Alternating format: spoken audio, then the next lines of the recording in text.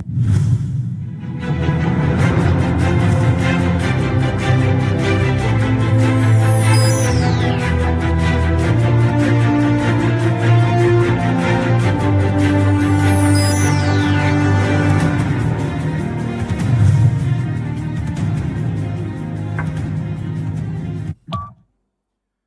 evening, televiewers. Welcome to Prime Hour on My Media Prime. This evening, we're going to be looking at what Africans are going through, working in the Middle East. We understand that it's been very stressful. Many are undertaking this venture under very doubtful conditions, but we are questioning why, despite the horrific information, videos, and images emanating from some of these countries, we still find Cameroonians every day, Africans every day, making their way to the Middle East, in the United Arab Emirates, in Kuwait, in Qatar, and all of this nation. I'll start by quoting a Kenyan who had this to say. He says, "I came to work in Qatar to pursue my dreams, but I bet my life is a nightmare."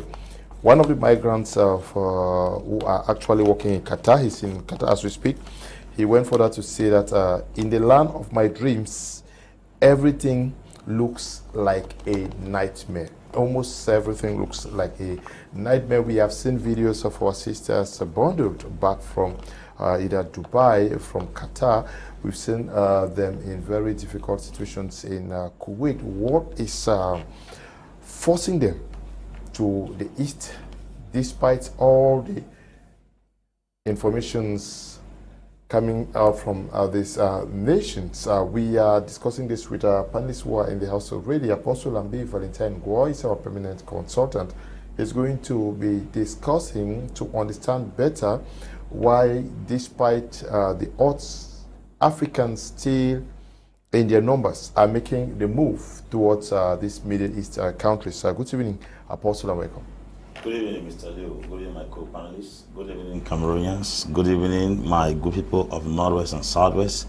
Good evening, all viewers of My Media Prime, and welcome to today's edition of Prime Hour.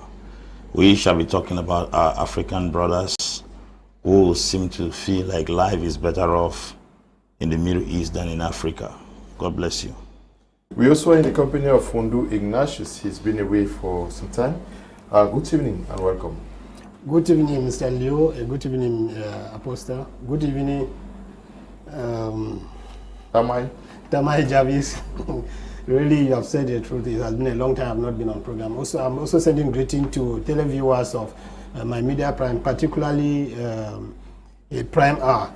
And also send greeting again to those who are permanent panelists of my Prime Hour. Okay. Yes, we are together. We have a lot to discuss. Okay, sitting in for Mr. Mainagana is Mai Jarvis, a journalist who works with us in the house here. Good evening, Jarvis.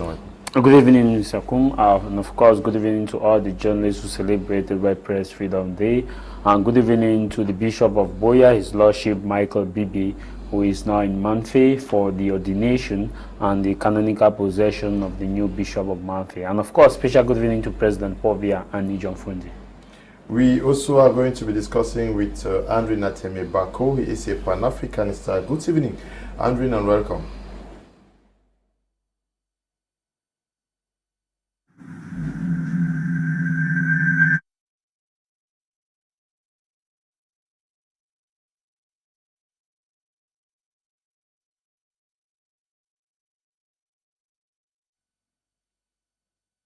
Okay, Andrew seemingly has some network problems to be sorted out. Can that be fixed? Please, once it's ready, let me know.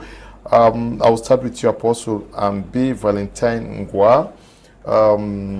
You have reading of what these guys go through. I want us to take an example of this guy who says that, like thousands of migrant workers from Africa and Asia, I am finally in the land of my dreams, Qatar. I knew working here would be tough, but I thought I would be able to regularly send money home to my family and live decently. I had imagined that once here I could sneak a peek at Glai Azuri, the Italian national team and my favorite. But seeing the way Qatar treats workers like me preparing for the 2022 FIFA World Cup, my excitement dwindled. In the land of my dreams, every day feels like a nightmare. It starts with the way he went to Qatar.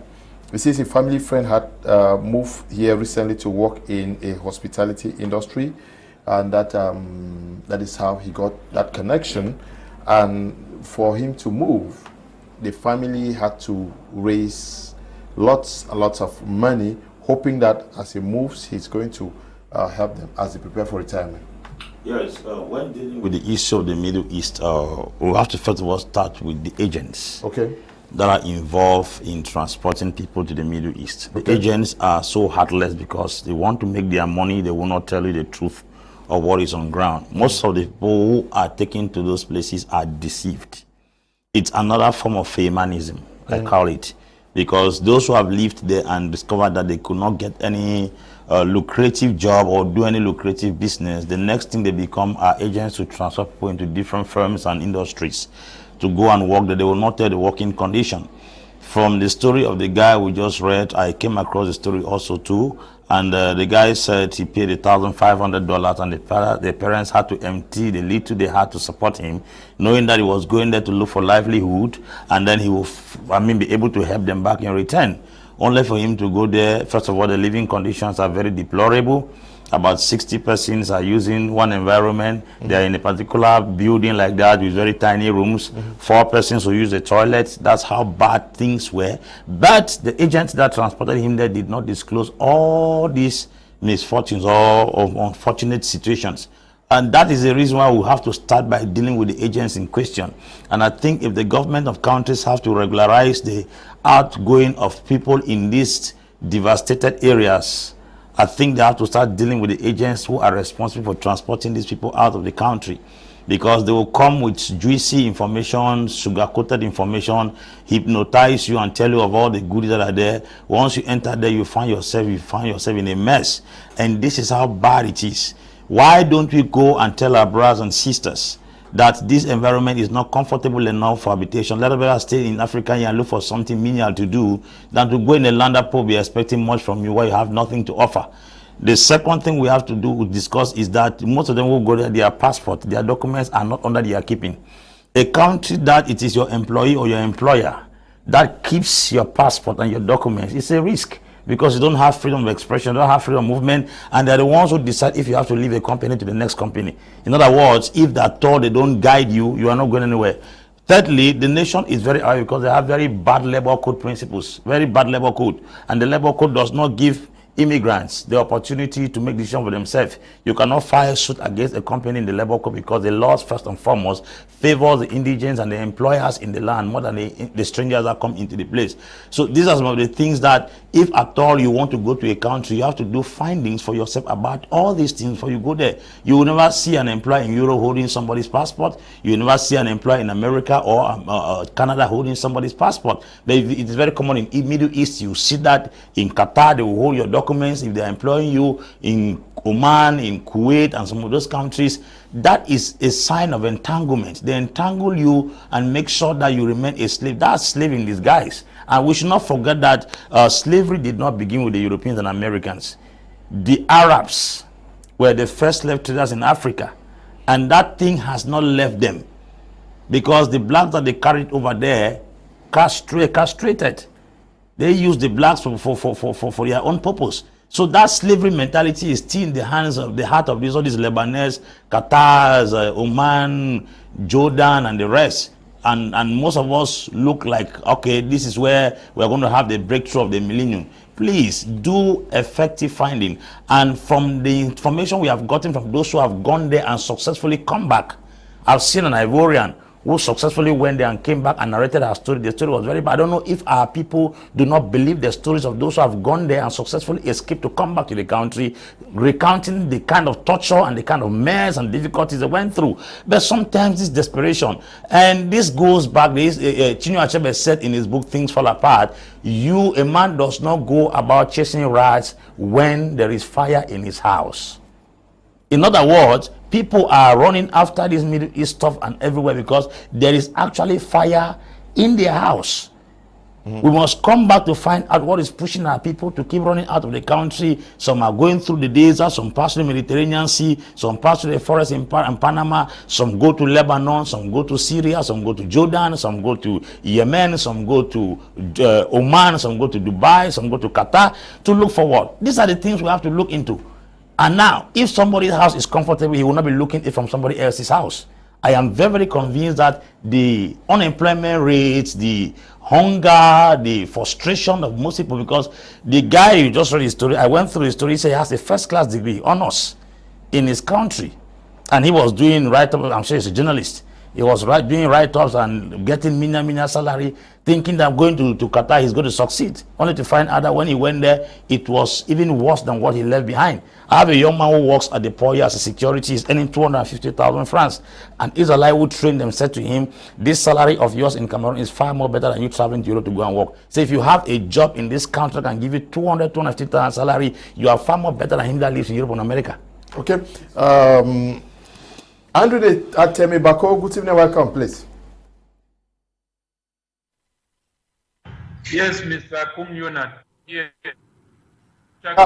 We are looking at the conditions of work of Cameroonians, Africans who are in the Middle East. We are using the case of a Kenyan who is in Qatar recounting the ordeal of his life. He starts by saying that I had paid him to secure me a job as a security guard, but after the non-refundable payments were made, when he handed me my paperwork hours before my departure, I discovered my visa and employment contracts were for cleaning position.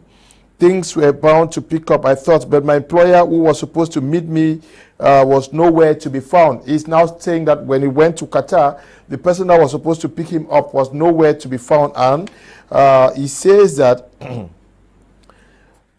inside my room at the shoebox accommodations, I found 4 other workers who seemed miserable. We didn't talk. The place was run down. I want you, I don't know, you have lived in Europe and you observe what is happening. People give a false information, false impression of what is the clients in Africa would meet over there.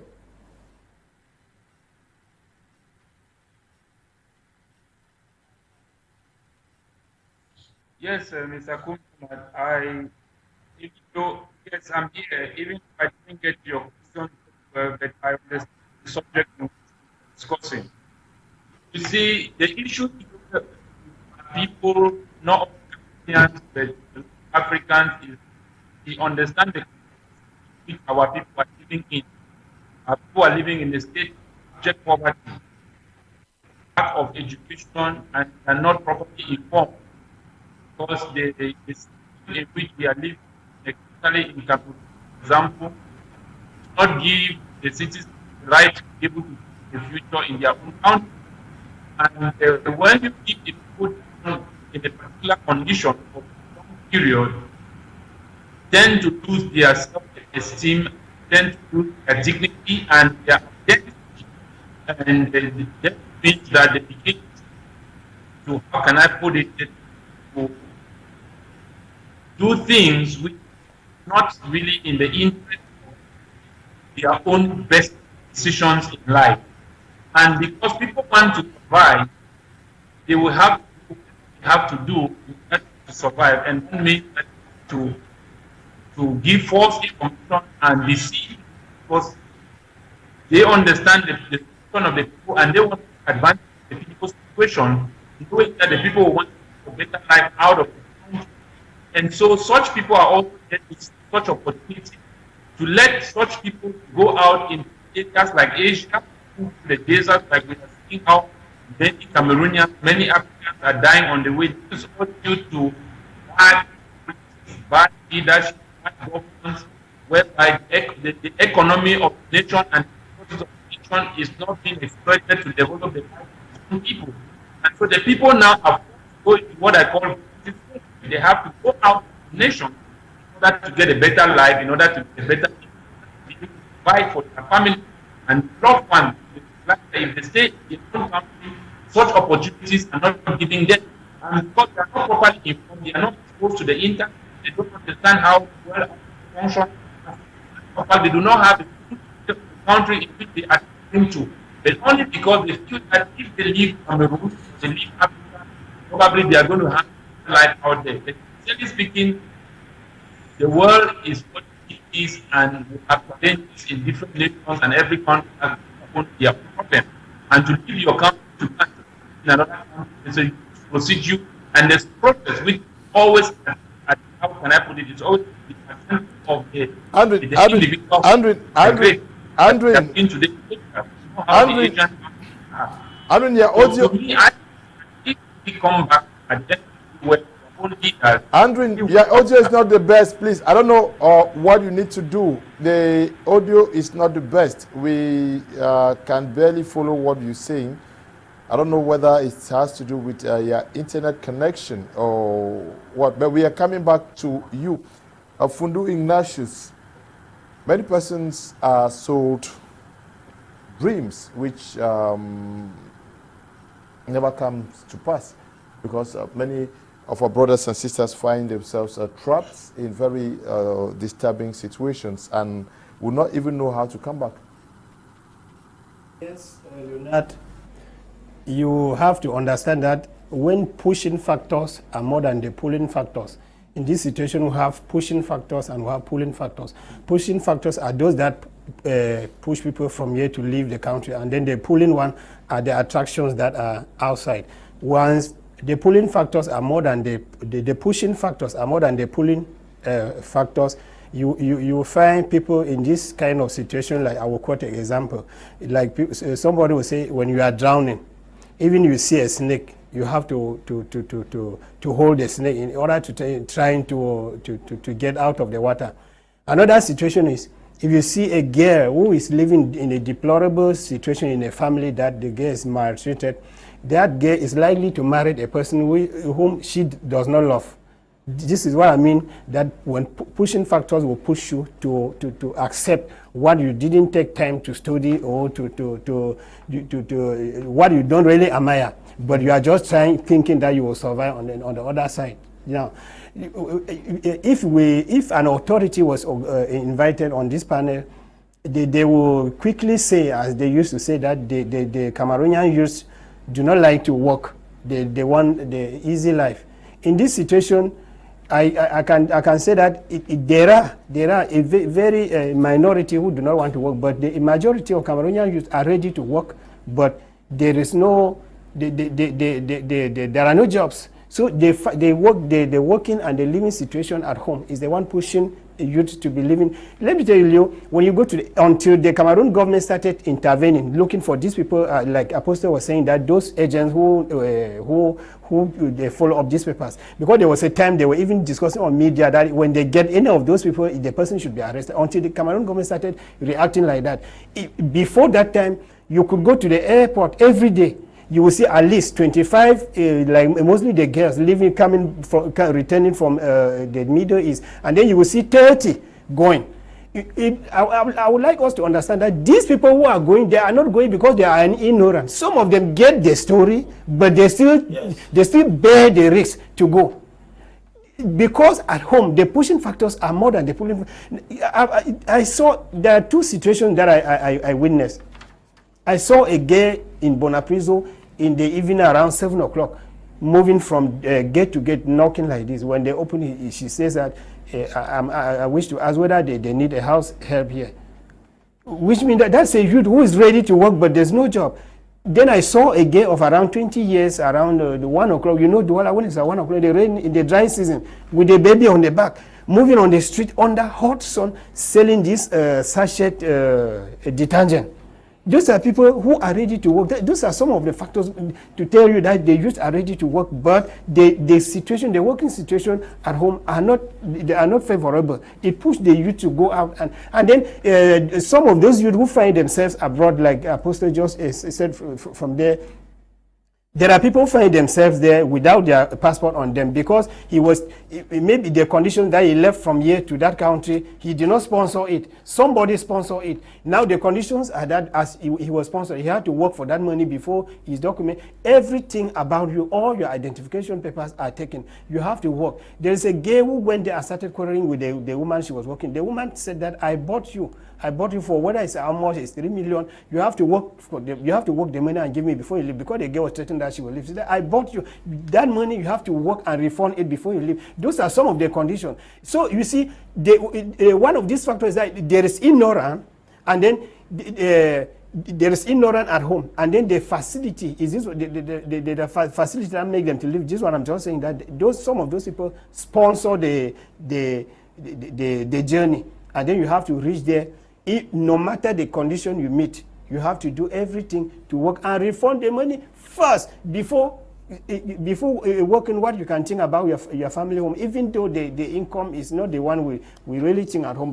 Okay. Yes, before going. I want Mai Jarvis, I want you to react to this. Agents are very deceitful because if the paradise they promised us was real, they will not come to us. They will select their family members and send them first. If these promises are real, why can the agents not go over there and work themselves? Winker Edwin is writing from Banjul. Of course, the agents are deceitful because they're doing business. Okay. But however, there's what called ethics and etiquette. Now, ethics are the morals that bind you from doing certain things that you like to do. For example, ethics states that when I come in the morning, I have to greet the people around me. I don't have to insult the people around me. I have to ensure that I communicate with people. That's ethics. And I also have to do business objectively, and that's ethics. But etiquette simply means that you have to do anything humanly possible to sustain your business, even if it is not bound by the morals. It must not be morals. And now these business people are doing what we call etiquette. But there is something that I think I'll disagree with Ignatious, is that that there is no jobs per se in Cameroon. Of course, we have jobs in Cameroon. It may not be insufficient jobs, and I think that the civil society and the church are not doing their job effectively to sensitize people as far as this is concerned. Because Mr. Yo, if you go across the churches in Cameroon, you rarely get education, holistic education from the gospel perspective, and even if you get that, you get more of prosperity. And churches spend time preaching about getting visa, traveling out of the country, which is also another inciting factor for a young man who probably is dreaming out of leaving Cameroon by looking at Facebook pictures, by fantasizing his or herself to travel abroad, and these churches too don't help effectively. Now, NGOs and civil society organizations, NGOs have limited themselves just to distribute resources to those who are directly in need, but forget about the vulnerables who may want to leave the country. Now, if NGOs spend time to give education about the danger in traveling to Middle East country, let's say we have 20 NGOs who take on a crusade that we want to sensitize the youth in Cameroon about the danger to travel out of Cameroon to Middle East, I think it will reduce the number. Even if the number was supposed to be 100, we may have at least 30 who are safe. And another aspect of it is that the political parties also themselves seemingly see it as more of a government responsibility. Now, a political party, opposition party, have that duty to give education to the youth, to tell the youth that, okay, these are the trends that we experience outside. These are people within our parties that have traveled out for fact-finding mission in these areas, and these are the dangers of you young men and women traveling to this area. We understand that there may not be sufficient jobs opportunity in our country, but however, if you move to this area, this is what we have to do. You will not expect these agents to come and tell you that in Dubai, you know how you share room with 4 persons. They are doing business. 15 of you. Or 15 of you. But the question is, like the person from Banjul is saying, is that do you need an agent to tell you that there is paradise there? If actually there was paradise out there, will he not easily take his family and himself over there? We have just been joined by Prince Joel Mokage. He's in the studio with us. Isn't it very easy? It's like a Metzima will tell you that I'll make you rich when he's living in yes. Hello, good evening to you. Good evening to co-panelists and to all those who are watching my Media Prime and Prime more specifically. I think that what is happening, first of all, you want to ask yourself, what is it that is pushing those who are going out of Cameroon? Because there is always what we call the push and the pull factors. He was explaining that. Okay, I didn't get it. Now, there's always the push factor. What is it that is pushing Cameroonians out of the country? Africans. Africans, and Cameroon in particular, because I like talking about my country. Proximity is very important. Now, when you look at what is it that is pushing Cameroonians? Cameroonians, many a time feel that they've studied too much. Those who have first degrees, master's degrees, some PhD. If PhD students need to go and strike in front of the office of the Prime Minister in order to be given a job, then any person who sees something, Mr. Leo, to link with what you were saying, because a majority of what is happening, those who traveled out of Cameroon, either on WhatsApp groups, on Facebook, or either through contacts, they get to hear that, okay, there is free, say 3 years visa in Bahrain, in Dubai, in countries like that, in Lebanon. And they tell you at times, if you're a woman, they say, okay, it's to go and be maybe to work in a restaurant and things like that. And now, given that the economic hardship too is there, these people want to grab it. And just like you put it, Mr. Leo, people need to start asking themselves some questions. Some of the people who are even the middlemen, who are the ones negotiating for you to travel, when you want to look at them, they themselves are not... they themselves are not an example to go by. And that is why many girls who have gone maybe say to Dubai, they end up under very deplorable conditions. And the conditions are extremely sad. But now, Mr. Liu, I think that we should rather be looking at what could we as Cameroonians and Africans do to keep these people within us. Because I was listening to the news the other day and I heard that many Africans died en route to Tunisia in a ship. And you're asking yourself, why would people want to take the risks not only to want to go out of the country? It means that they feel that lots of things are not going on well in the country. And some of these things is unemployment.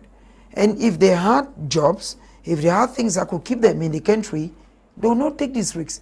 So I think that, Mr. Leo, it is a time we struggle to make our own Africa a better place. It is time we struggle to make Cameroon a better place, so much so that those who are going out there should not. And at times, to Mr. Leo, those who work to take these girls, because many a time it's girls who go out, those who work to take these girls are working in partnership with some high authorities. With some high authorities, I'm saying so, Mr. Leo, because a young lady, they will just say, okay, if you have just an ID card of between the ages of 18 to 23 or between the ages of 18 to 28, bring just your ID card. We are going to ensure that you travel out of the country with just an ID card. They don't even need a passport. They are the ones who produce a passport for you. They are the ones who do accommodation. So, Mr. Leo, if you look at just the conditions they promise you, like you were saying before you gave me the microphone, why should they not give these things to their own family members? If at all you were safe havens, they should give it to their family members. So I think that we need to make Cameroon a better place and Africa a better place. Okay, I will continue to read our story, the story of our brother, the Kenyan who is in Qatar. In Qatar, a migrant worker needs to get their previous employer's written permission to change jobs while on contracts. While for me, it was a smooth process. Other workers have told me how difficult it was for them and how employers often use the power they have over workers to further exploit them. My new company, okay, the legal transfer of my immigration documents took a month without pay, and when I finally was ushered into the security company's housing, I was ready for better days. The new housing was better than where I had been living before, but still not up to bare minimum standards. 10 of us were stacked in a stuffy room. About 15 people shared a toilet, and about 60 shared the communal kitchen, which was built for a handful of people. Since then, with different assignments. I have lived in various places. At one point, I was sleeping in the educational facility I was guarding.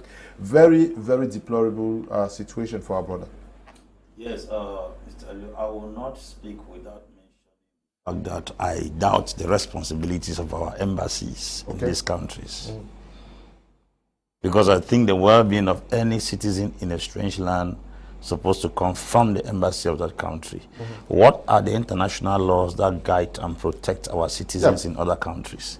I want us to talk about the International Labour Organization because we understand that on the 2nd of September 2020, the African Union Commission actually had an emergency meeting when they saw many media reports from the Middle East exposing the difficult conditions under which Africans were living in this part of the world. They called, what they did was they called for the respect for universal human rights, because the rights of Africans were grossly abused at that level. The International Labour Organization severally has also written on this.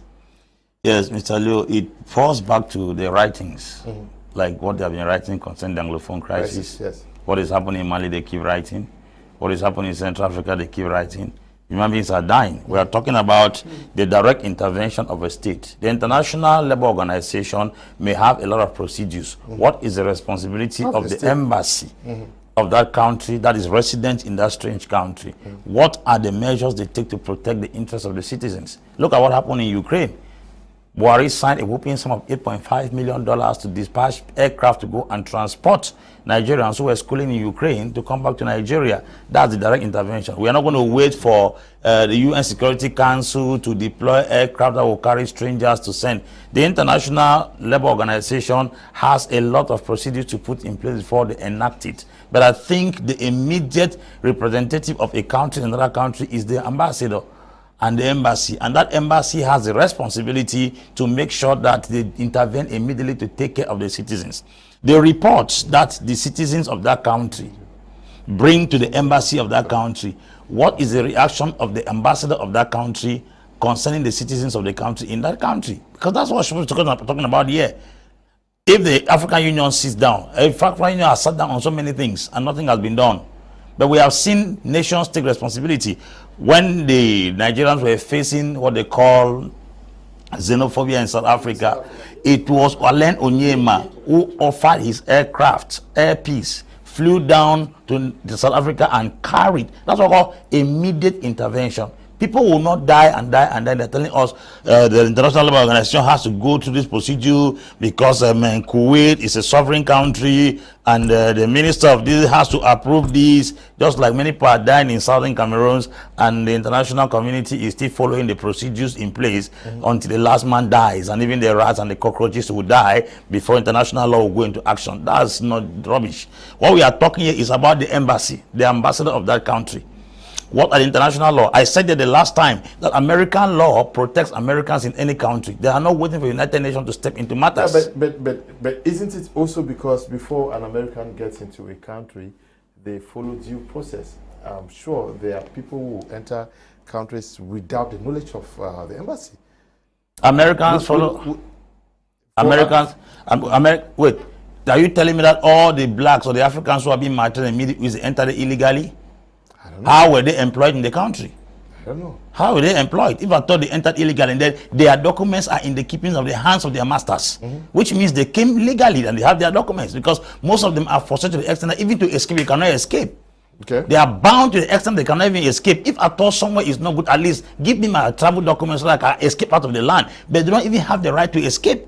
They are maltreated to the extent whereby they find it even difficult to go out of the country. How do you enter a country and your documents are in the hands of your employee?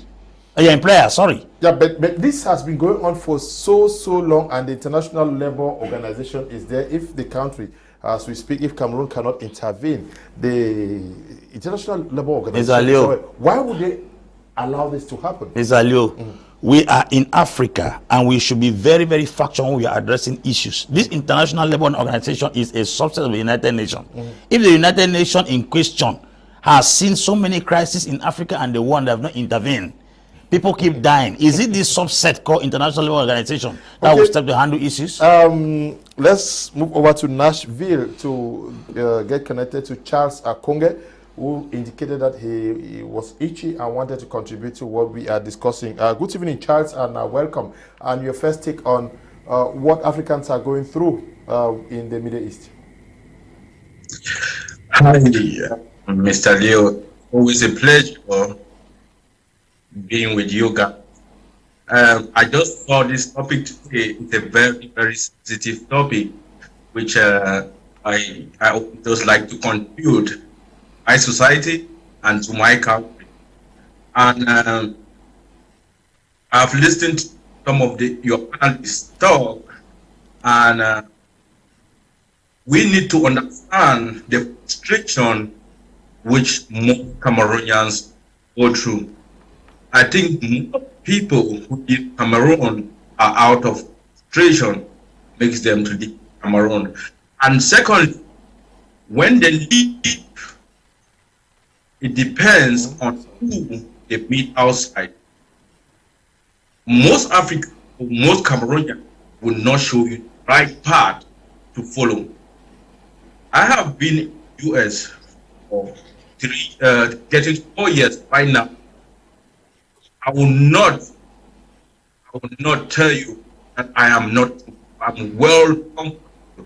I have met people who have been here 25 to 30 years, but they are still suffering because they never met the right people and they never had the right education.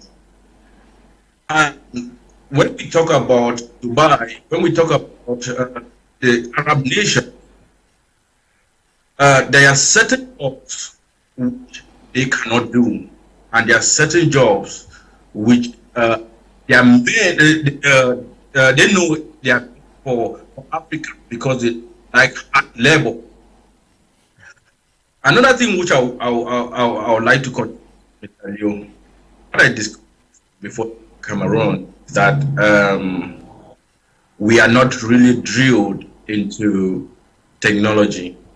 It's selling right now, and I will advise youth go into technology. I cannot imagine when I was in Boya, University of Boya, I noticed that some students doing engineering without computers, without the necessary tools to carry out their project. It's more theory than practice. And when you leave Cameroon and go out, like here in the US, you must be versed with technology. You must be able to use computers. So I will advise the youth to go more in practice. Okay. Okay, I will be getting back to you, Konge. I don't know whether Andrew Natemebako is there. Andrew, are you there? Is Andrew there? Okay, he's also struggling to get connected back to us. Fundu, Ignatious, we're talking about the situation where life is not good out there. The African Union Commission is not too happy with the way Africans are treated out there.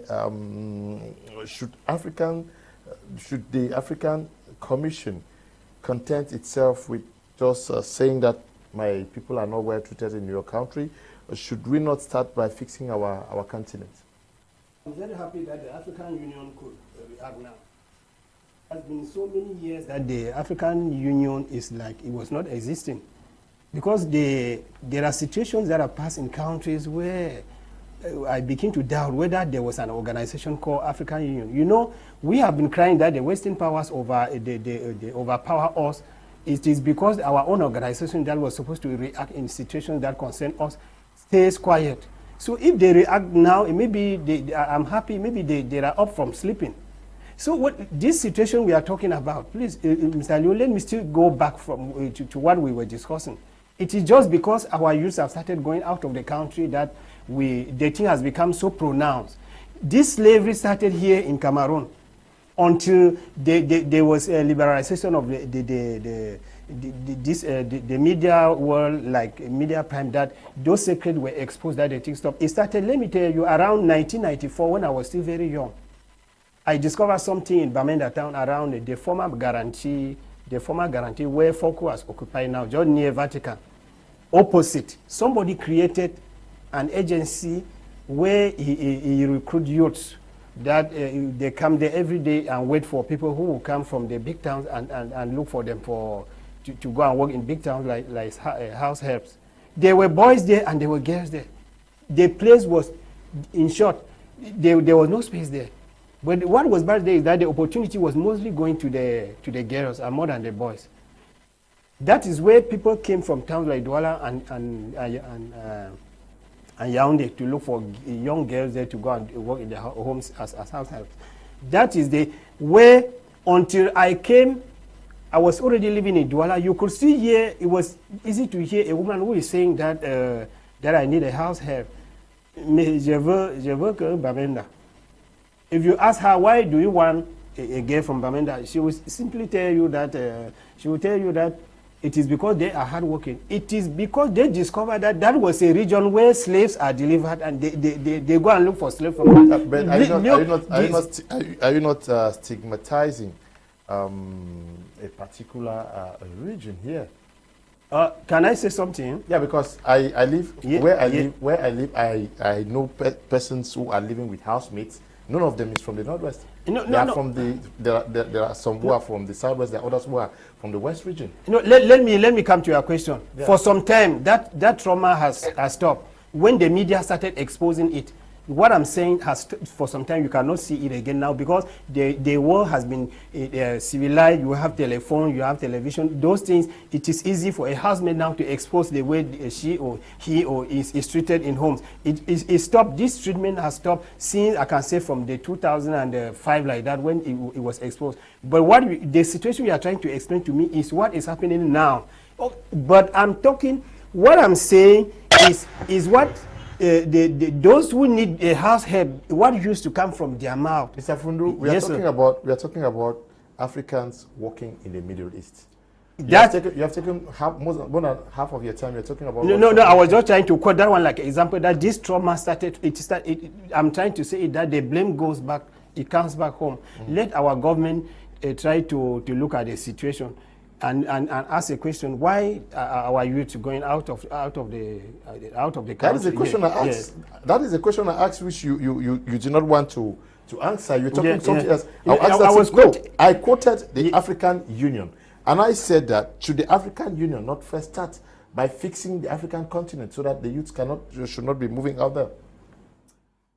Mr. Leo, the truth is, going to fix your house before the neighbor comes to look into the house. Cameroon is going through, just like Africa, it's going through a lot of challenges. You want to ask, what is it that will push a young guy who is in Cameroon, who is maybe a degree holder, or say a master's holder, or even an advanced level holder, to go out? Before the United Nations come into act, we should be able to start asking ourselves certain questions. What is it that is pushing our youth out of Cameroon?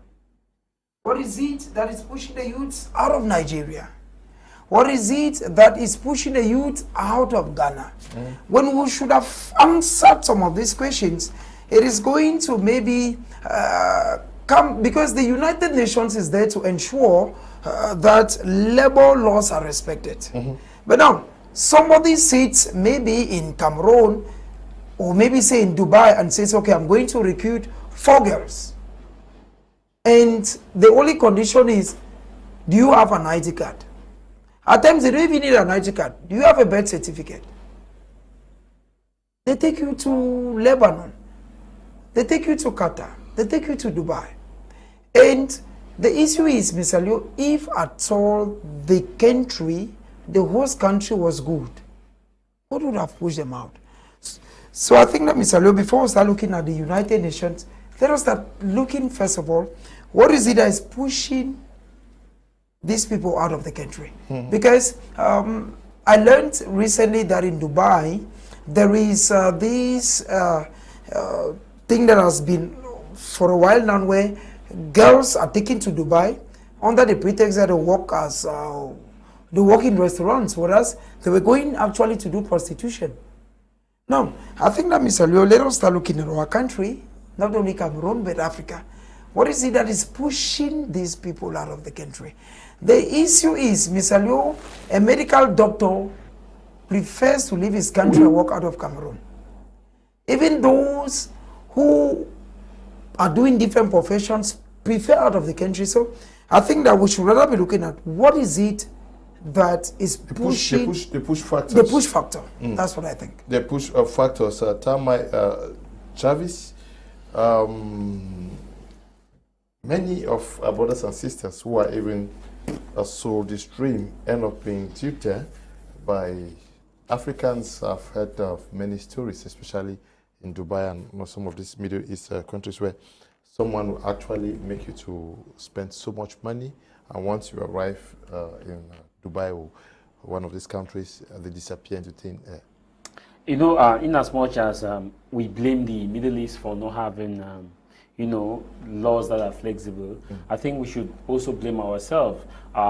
We Africans are not true to the values that we want to see or that we fancy out of Cameroon. For example, you see a brother taking huge amount of money from you, seeing how poor your family already is, understanding that the land was sold. Yeah, that the land was actually sold. Sometimes they even go and encourage the land to be sold, and they even bring buyers to buy the land under the pretext that a family house is even put in the that they want to take you for greenhouse pastures, which is not the case. I recently saw a case on social media where a woman was paraded on social media alongside a man in the same picture, where the woman sells in the market, and they said the man collected more than 3 million francs from that woman, who struggles on a daily basis that is going to send his son to France. And at the end of the day, that child did not go to France, that child is still in Douala, and that they are looking for that man to pay back that money. And this is a Cameroonian doing that to a mother who is selling in the market. And you tell me this, did the European Union or did the African Union ask this man to do that? They did not. It comes with our own integrity. It is high time for us Africans to build the values that we see in America, to build the values that we see in Europe, to build that value. And this value cannot only be built by Africans alone. There's also what we call the push and the pull factor in these values. What is the government doing to push us to do these values? And what is the government doing to pull us to do these values? And this comes now to economic opportunities, and also with laws that are being enacted. Remember that when the Ukraine conflict started, we saw how other African nations send their troops, created a situation where African students can be repatriated back to their home countries. But it will shock you that despite the numerous reports that we had, you did not see the African Union take concrete steps to say, let's protect Africans. But you saw the individual actions by nations to go and take their students. That tells you that individually as Africans, we can take that initiative, that we can solve this problem by ensuring that we move to an objective standpoint to preach to others to how to travel abroad, what we have to do. Let us preach what we can do and do what we think will sustain the ordinary man in the street. It pains me because when I saw another picture on someone on Facebook in Dubai, and this young lady was narrating how a cousin of her duped her to Dubai and told her that where she's going to work in a restaurant in Dubai. To the shock of the greatest shock, when she arrived in Dubai, they accommodated her for 1 month. They treated her well. They told her that no, stay, we are going to send you to your place of work. And after that 1 month, they disconnected everything from her. They took her document and they told her that, see, it's prostitution. And so if you want to survive in this country, it's prostitution.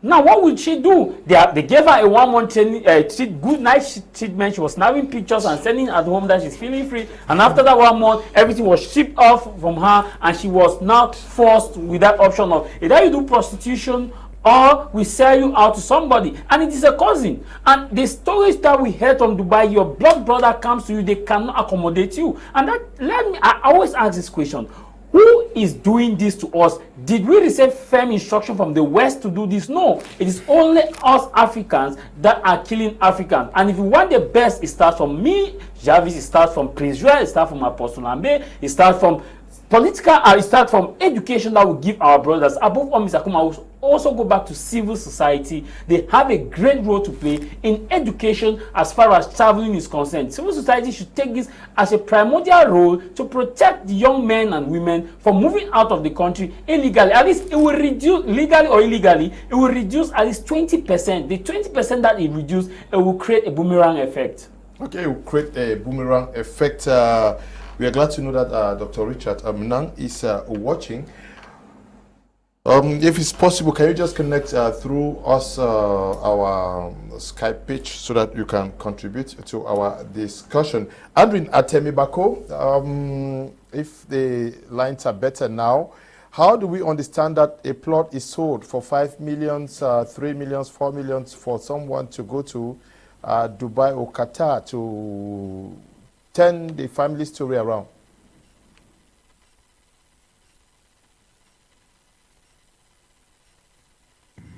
Mr. Kum Leonard, I thank you, the line clear.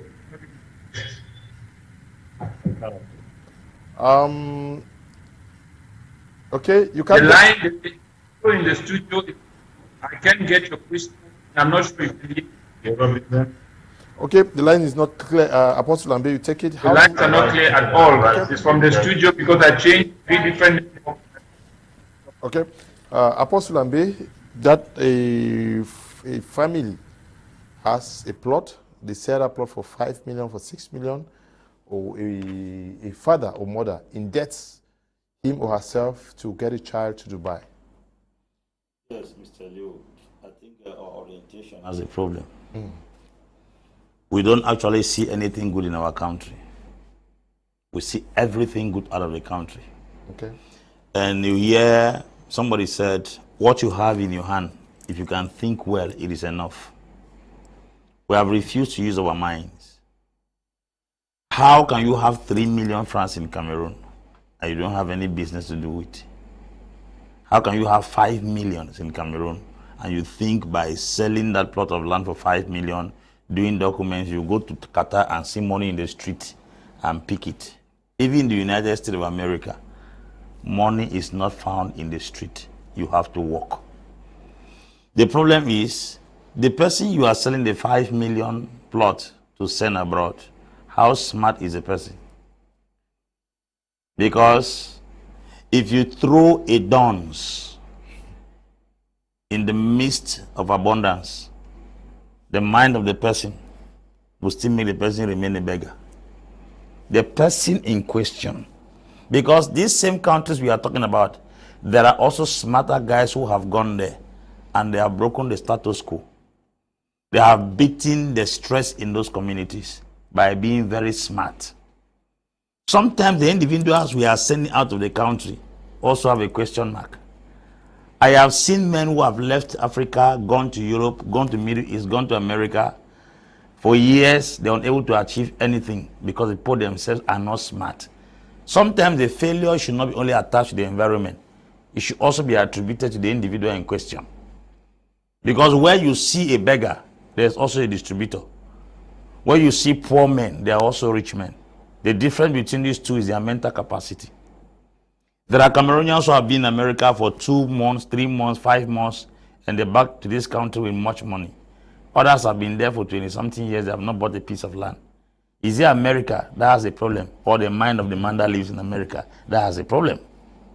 In this same Cameroon, where we are complaining of hunger, there are persons also who are surviving in this same land. The difference is their mental capacity. I have seen a Cameroonian gone to Ghana and succeeded more than a Ghanaian.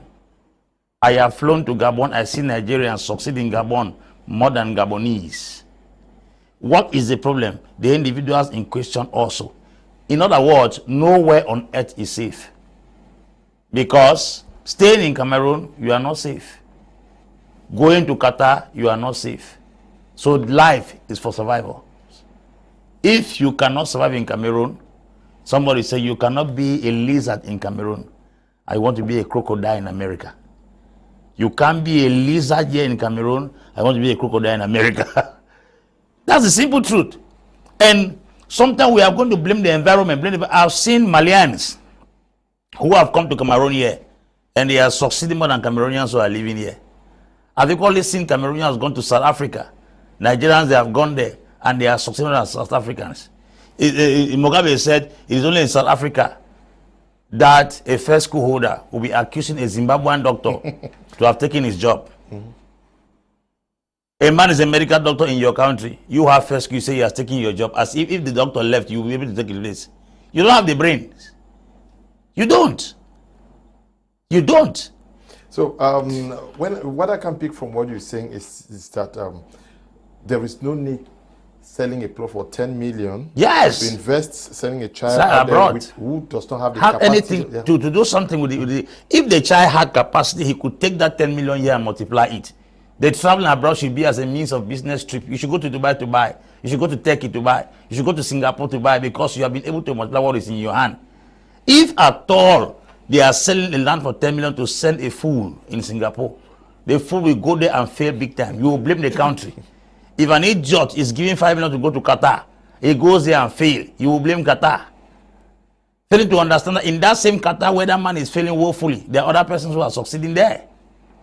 So I think as much as we are blaming the government policies, the push and pull factors, we also have to deal with the individuals in question. The individuals in question also have to be brought to book. I know of friends who have traveled abroad for years, have never come back. They practically have nothing back home. What they do there is just to drink and drink and drink and sleep, and drink and drink and drink and sleep. And there are others who have gone behind them, very smart, and they are doing heavy investment. Yeah, I was counseling a guy who said he has been in Austria for 5 years, doesn't have documents, but he has built a 4-story building in Kumba. Another person will complain that he does not have document. How can somebody who doesn't have document in a strange land is building 4 stories here when somebody has document is not succeeding? The thing has to do also with the individuals in question. I have seen them who have gone to France and they are in Cameroon here, they are building apartments. I know others who have gone to France and lived there for 30 years and nothing to show for. So I think as much as we are going to blame all these other factors of push and pull factors, let us also fall on the head of the individuals in question. Because their poor have gone and failed there big time. Big time. The Malian guy who went to France and saw the child about to fall from the story building and rushed and climbed and removed that child, was given immediate employment to the Service Pompier of France. He was working the street like any other Malian. Like any other Malian. And he was smart enough to seize the opportunity. He saw the right opportunity. Yeah. So the problem we have sometimes that people are not smart, because wealth is not produced when you work hard. Wealth is produced when you have the capacity to discover and seize opportunities. And many people have come across many opportunities and they did not seize it. And they begin to blame the economy. They begin to blame the environment. They begin to blame everyone except themselves. This thing, they say, show me a man that is a big time failure, is a man that blames everyone around him except himself. We also should be responsible for our failures as much as things are not working very well. I'm a Cameroonian. I live in Cameroon. As much as I know that the government we have has not done much for its citizens, I cannot fold my hand because of the government lapses, and then I say the government is poor, the economy is poor, and I fold my arms, because in that same economy you are saying that people are poor, others are eating there very well, driving comfortable vehicles, living in very good houses. Where did they get their own money? They are just smart in the system. Okay. So I think we should address individuals in question. Yeah. Okay. I think what Apostle have said, we also need to build capacity.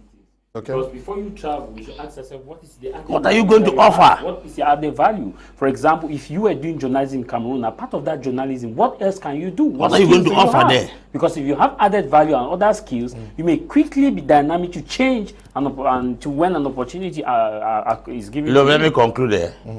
There's a friend of mine who traveled out of the country. He worked as a cleaner throughout. How much can a cleaner earn in America? While others have gone there, take their time, sat down, gone to school, study what is in demand in that country. That's what I'm trying to make you understand. They become very relevant to the extent that the economy cannot deny them. I've said that you have to make yourself too relevant to a level where people cannot avoid you. It is the value you offer in any community. Throw me tomorrow in Mali, throw me in Niger, throw me in Burkina Faso. The value I will offer in that community will demand. I am sitting here in Cameroon. People coming from Canada is the value I have.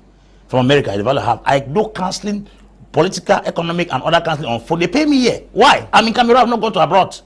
So let men add value to themselves. You don't take a man that has first square and you are sending him to Kuwait to go and do what? Not to go and wash plates. Okay. Mr. Kum, the push factor of our young citizens fleeing homeland Africa is bad governance, nepotism, and assimilation. In case of Cameroonians from the English-speaking region have been reduced to second-class citizens, so the youth are forced to explore green grass. Is it in other sides of the world? Paddy Brown is writing from Bamenda, one of the great tellers in that town. Good evening to you, Paddy Brown.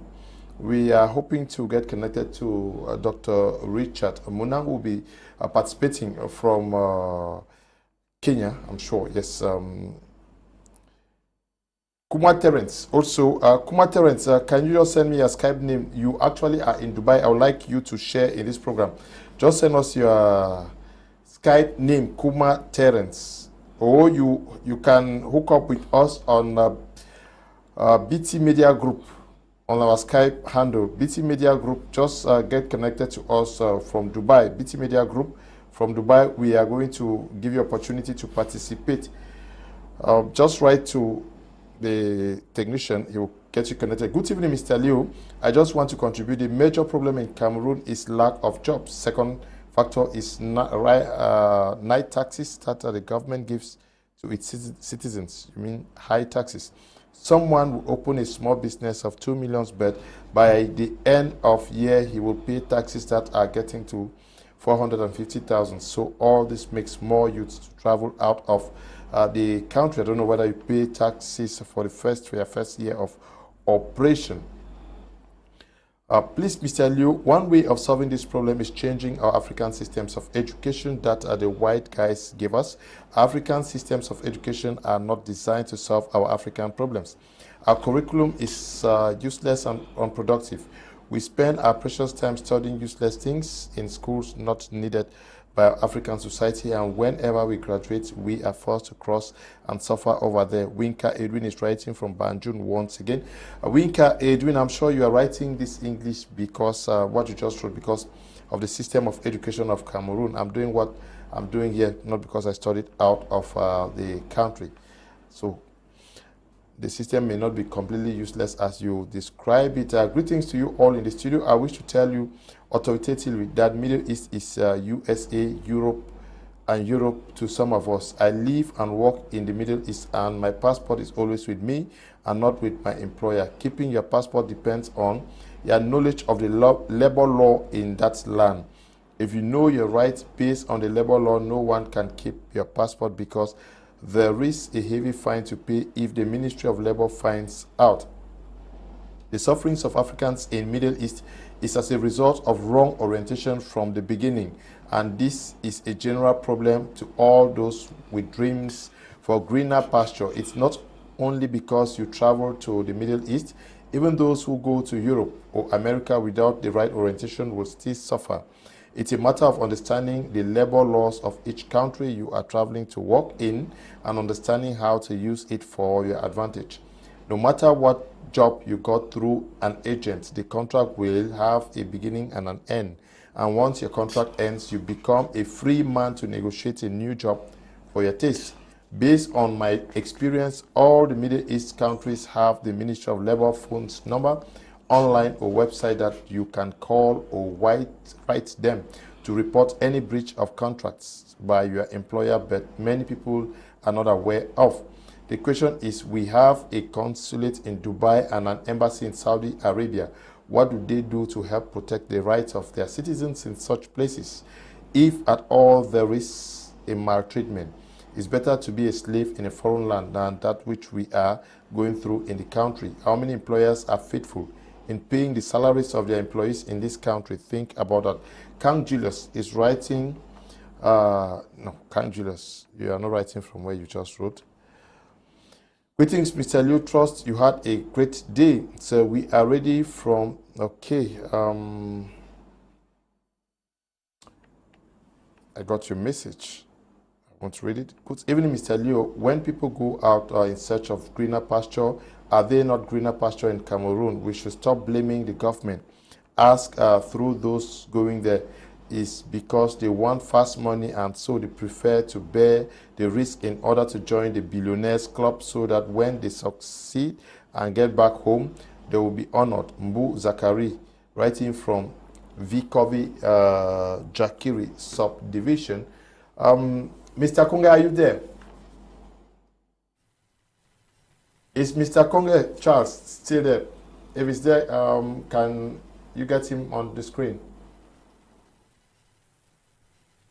Mr. Konga is Charles is gone.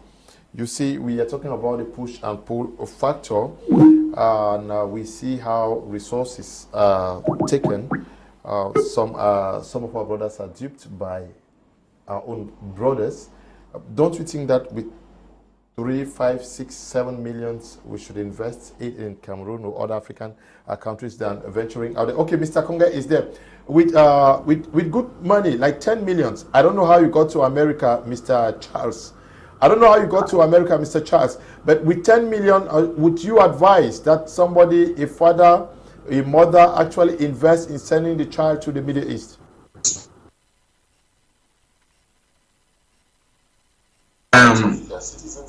I'm here, but I think we are having a sky. Not really clear. Can you come with your question, please? I was asking whether if you have a family land that cost 10 million francs CFA, would you sell it and invest in sponsoring a brother or sister to work in the Middle East?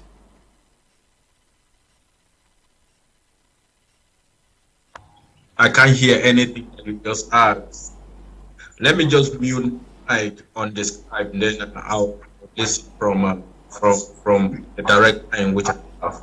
So you can just come up with this again, please. Yes, the question I have for you, Mr. Charles Konga, is that if you had a family land that cost, say, 10 million francs CFA, would you sell that family land to invest in sending a brother or sister to the Middle East to work? Okay, I got your question now. Fine. The first thing I'll tell you is never do that. Say a family land, send our family member to greenhouse pasture.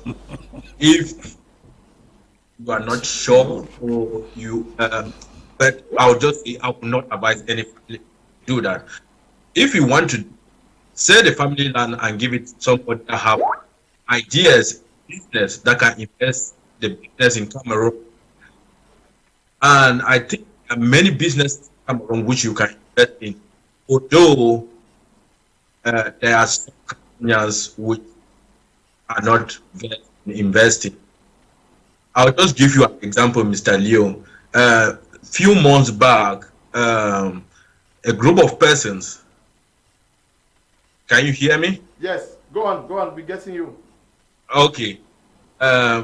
Just give you an example. A few months back, like 4 months back, 6 months precise, a group of persons, like 2 of them, contacted me that want to fund something in Cameroon, like launch, which restaurant, a bar, that they wanted me to partner. I was very open and willing to do that. And I asked them to give me a project, like a project which they have designed that want to do that. They had to convince me with so much stuff because I don't like pressure on me. I gave them 4 million, that is 4 million. Invest and bring the other part, also invest, see what come out from it. Mr. Leo, I tell you till date, I have not received anything from that. That's some mismanagement of Cameroonians that makes them to think going out a solution, don't manage sources at.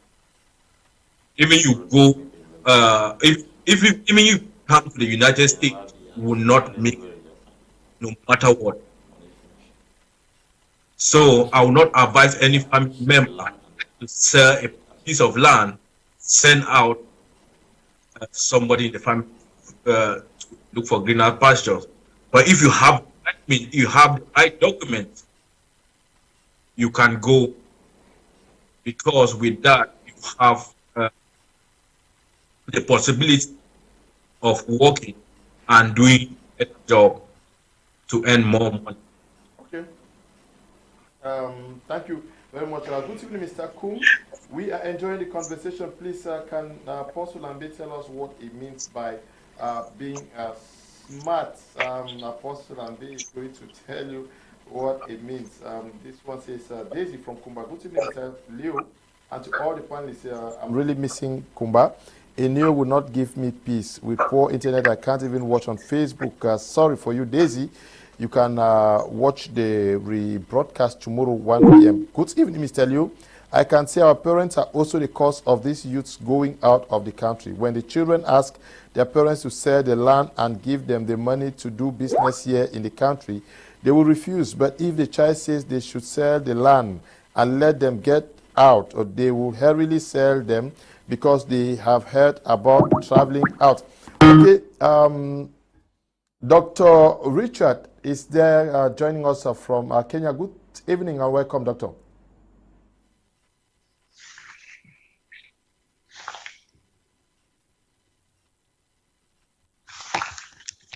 Hello, good evening, Doctor. Welcome.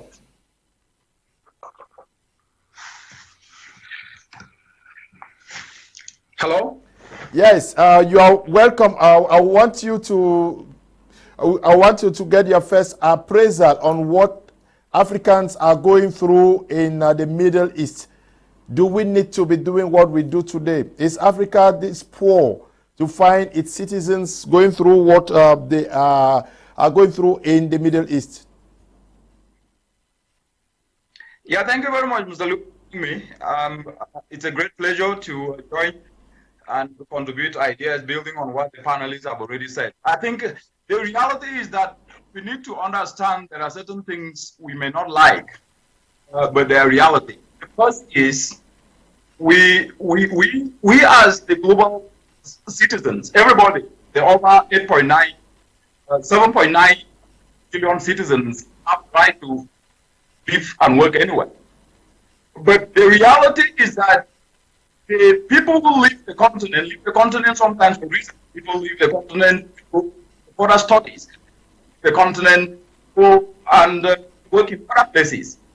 But what is happening to Africa today cannot just be blamed on the other countries in which they are today. The first question should be, what are reasons they leave, and what are we as citizens of the continent telling our brothers, especially when we have an opportunity to be abroad, telling them back home and making to think that it is not better out there. It is not better out there. So what I can say is that we need to start being realistic and honest and paint a picture that is realistic, that we can be able to make it back home, but at the same time we cannot be able to live if there is a reason for us living. But to able to think that we can live because other people are telling us that it's better out there, it's a form of thing. And I think we need to debunk that. And let me just say two things here. We must make a conducive environment. And I understand that, yes, government has to play in any country, the continent, create environment. As citizens have to play the role of speaking truth that exists. Actually, easier to make the continent if the environment. I know that the next question to ask would be enabling environment. Yes, they are there, but they are not enough to perfect and create the society in which we can. Because even those in Europe, those in the United States, American citizens, so do they survive in Africa? Do they strive in Africa? Yes, they do. Do Africans who go up? Yes, they do. Why can we not also make our own systems to survive? It's a question that all of us have a responsibility, and we cannot only blame it on the government have a role to play. We are citizens of have a role. And the last part is, what are we doing to our own brothers and sisters back in any country in which we come from? be able to know that at least we can be able to guide them to know that where they are, regardless what or which they come from. Over to you, Mzayo. Okay, thank you very much for that first intervention there. Fundu, I was asking you, but do we actually need to go out there to succeed? Not really. Some may go and succeed, but we should not take it as the only dream. One of the factors also, there is also ignorance at home. Just like the apostle was saying, there is ignorance at home. Because I have seen youths that have gone to the Middle East and they returned from there, they came here and they became poor. They instead struggle here, work here and had money and invested here. Now they are succeeding with money to work inside Cameroon. So there is this ignorance at home, and then we need to be wise. There is this a kind of feeling. If you can be beside a forest that you see about up to 10 people go inside the forest, that you expect that they should come from there with ripe fruit, and you see them come empty-handed, then you still force yourself to go inside. What am I saying? I'm saying that personally, I have not seen any development carried around here, because really in big towns it is very easy to see around big towns. You see big structures, you want to ask, they'll say this person is abroad, because there are people who go abroad and succeed, like somebody was just saying there.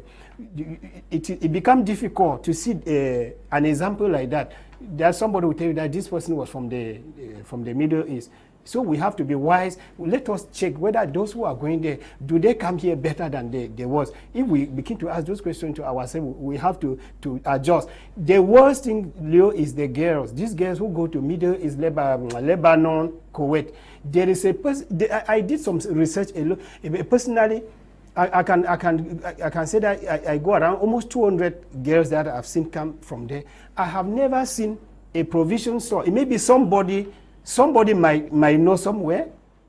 It may be somebody has a case somewhere that he might quote as an example.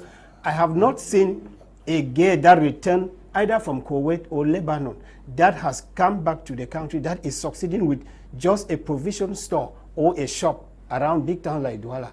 I have been saying any time that I meet with people, I've been sharing this idea, thinking that somebody will challenge me, said I have a girl who is somewhere who returned from there. Instead, I've seen a girl that returned from there to Cameroon, and the money got finished. She went back to the very country, and she has returned back, and today she is still flat.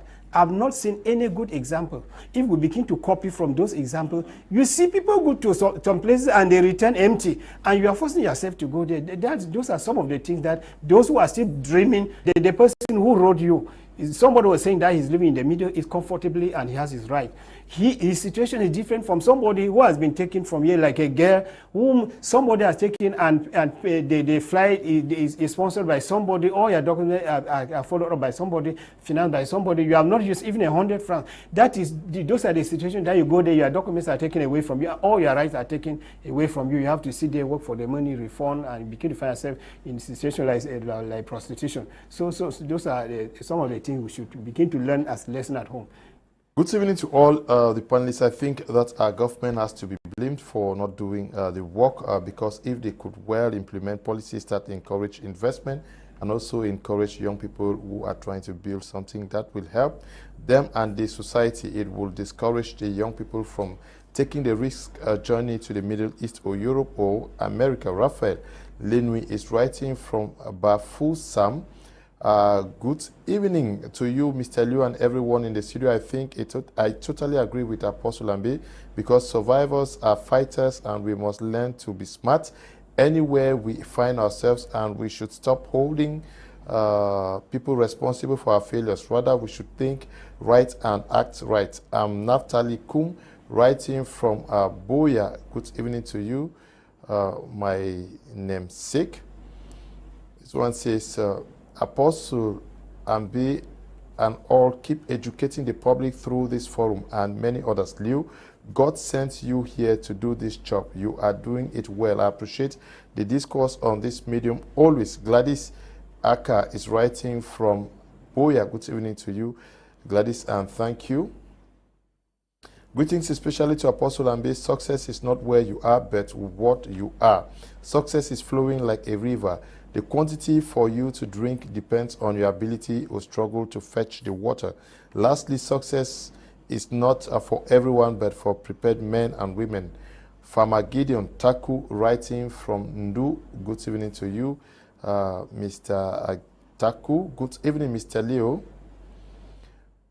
We have so many opportunities in this country which so many youths can explore, but they're greener pastures. If families can raise millions while going abroad. I am a farmer in Santa, but I cannot raise that kind of money, but I live well. George, writing from Santa. Good evening to you, Mr. George. Okay, that one is not related here. Good evening, Mr. Leo. Great job, guys. Ask Prince where he has been all this while. More grace to you guys. Ghana is writing from Bamenda. Okay, Prince, you have to answer him. This one says, some of the causes are as follows. Pride. Some people see it as pride to go abroad. 2, inability to economic analysis to see that what is used to go abroad can equally be used to establish oneself at home. Good evening. Anthony is writing from Ako. Ako is in Dongamantu division. Now, Prince Joel, you have been around, but Ako think that it is also this issue of pride. Some people just want to fall bush like a status conferrer. Let people know that I entered a plane, I went out, and when I come around, they should respect. Sure, Mr. Leo, many people want to carry the name that at least they traveled. But far from that, Mr. Leo, the issue is you want to ask yourself how much is $50? $50 in francs CFA, I think is like 30,000 francs CFA. Now the issue is generally in Cameroon, as well as Africa, many of those who have traveled, when they go out there, irrespective of what they are doing, when they spend a very short period, say a year or 2, when they come back, they invest big in the country. And those who are back home feel that safe havens is out there. So I think that, Mr. Leo, it's first of all making the homeland where we are very comfortable for those who are there. And many a time, Mr. Leo, there's something you've said, the fact that there are people who sell plots, 3 million, 5 million, to send somebody out. Now the reason is because they believe that when you go out there, within a very short period, say within a year, you would have been able not only to replace that plot. I've seen family members who have sold a family house in Boya, who sold a family house to send one of them out of the country. The reason is they believe that if you go out there, within a very short period, you would have work money that can buy not only the family house, but can also get another house for the family. So I feel that, Mr. Leo, there are a lot of things that are not working on well. A lot of things, because we are living in a country where 36,000 francs is the minimum salary wage. Whereas in neighboring Gabon, it's 100 and plus as minimum salary wage. So it's more about us looking at what is it that is not working on well. That's what I've said since before now, Mr. Leo, that we should be able to ask ourselves, what do we do to make Cameroonians stay in Cameroon? Okay. What is it that we can do to make Nigerians stay in Nigeria? What is it that we can do to make Ghanaians stay in Ghana and not looking in America? Okay. Hello, Mr. Leo. I love the program, and I must applaud the Apostle's view. He has spoken well. The African youth keep complaining of instability in African countries and unemployment. Are there not instabilities and unemployment in other European countries? African youths keep complaining of poor governance here and there, but what have they done to solve this problem? What have they done for their country? I strongly believe that we can make it anywhere in our country. Someone earning 80K here in Cameroon is better than someone earning 100K in Europe. I'm very new. Writing from Boya, the first problem we have is that our brothers and sisters in Europe create an unbalanced view and unnecessary buzz about the European countries. They paint a picture of an amazing and easygoing life, which is not true. They provoke our African brothers back home feel that when you get to Europe, life becomes a bed of roses, which is not good. We can only sensitize our brothers back home that they can also make it here in the country. Thank you, Bernie, for that contribution from Boya. Dominique from Mutengen says, if you want to go and walk out of the country, please inquire of what you need as per the job AG. A nurse needs to acquire a nursing license in Dubai to ease working there. Thank you. Good evening, Mr. Leonard and crew. Regarding the visa charges that our brothers brainwash others, is really a call for concern. A call for concern. Visa that is supposed to be 150,000 francs, they will take 1.5 million. Employment visa, some people paying 2.5 million and above that, where desperate time lead us to fall into desperate people. Just, I will advise people to seek advice before traveling. Sometimes it is the hell that can be your heaven, or heaven switch to hell, depending on the wisdom and grace of the person. Man go do how, now for try get chop for table and help some family people. Also country Trump. We go outside for try Nopa. Felix Egbe is writing from United Arab Emirates. Okay, this out there in the Middle East. Good evening to you. Now, how do we get Africans succeed in Africa? I think the first thing that we must understand is that we must build capacities, and we must change the fixed mindset individuals to growth mindset. Fixed mindset simply means that we must stop the belief that things used to be done this way and we cannot change. We must also ensure that people need to multitask. For example, if you are a journalist, a part of journalism, what else can you do? Can you handle the camera? Of course, if you can handle the camera, can you do video editing? If you can do video editing, in positions where you are not on air, you can take a part-time job and you're shooting documentaries to edit. And at the same time, you're earning good sums of money. And if you're a teacher, a part of teaching, what else can you do? Can you operate computer effectively? Can you do other things that build your capacity effectively? A part of that teaching, what else do you spend your extra time with? When you do that, you see that you may get 10,000 from this side and you add to the 50,000 francs that you have from this side, and at the end of the day you discover that you have a certain amount of money that adds up to you. And if you are a banker, what else do you do? Mr. Kum, you will see that before, in the late 90s or early 90s, we used to have gate houses that you would rarely get into these gate houses. But in early 2000, you started moving across this quarter, Fulleri for sale, Firewood for sale. These are civil servants who had fence compound whom you could not even have access to. But these people have gotten to understand that a part of just going to the office, there are other things you can do that can still give you money, no matter how minimal it is. It will help to solve challenges. So we must preach a gospel to Africans of building capacities and asking them the one simple question: what is their added value? Added value is what you can do apart of what you were trained to school to do. If you're a preacher, what other added value do you have? If you are put in Douala, a part of preaching, let's say we don't want to hear preaching in Douala, what else can you do? Can you survive? Maybe you have a skills on agriculture.